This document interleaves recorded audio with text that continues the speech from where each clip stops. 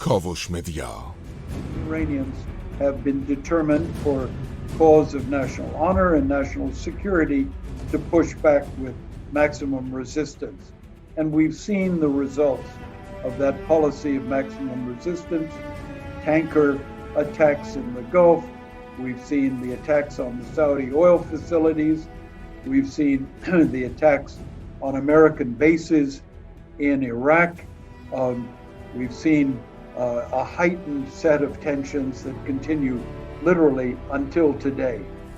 And so we have to, I think, stand back from this extraordinarily dangerous situation in which calculation or miscalculation could lead us both to a war that neither of us want and realize the consequences will be overwhelming.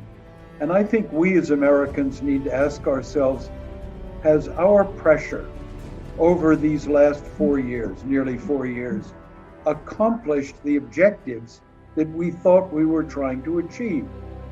Is the regime in Iran stronger today or weaker? Dr. Roxanne, I think you answered that very satisfactorily.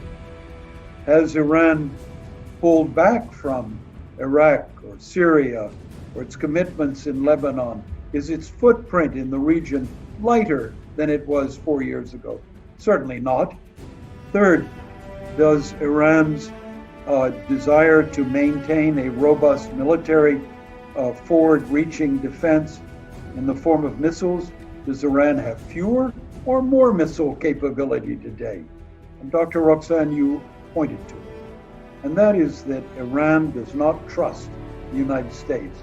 And you can't create an international agreement, you can't create a lessening of tension in an absence of any form of serious trust.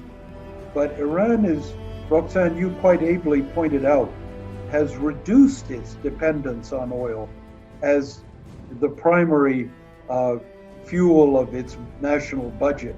It's actually much less dependent on oil than are our own closer friends in Saudi Arabia, the UAE, and the other side of the Gulf. So actually, who's going to be weakened with the oil price? I'm going to argue with some irony, it's less Iran and more our side.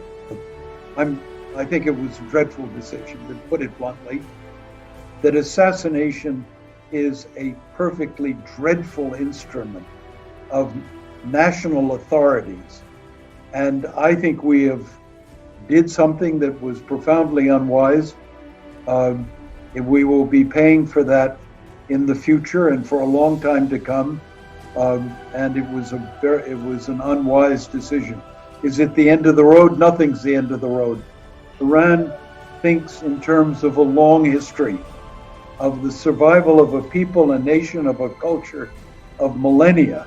So yes, we'll get beyond this, but I hope we learn a lesson that that kind of tactic has more consequences over time that are negative than any short-term sugar rush at the beginning.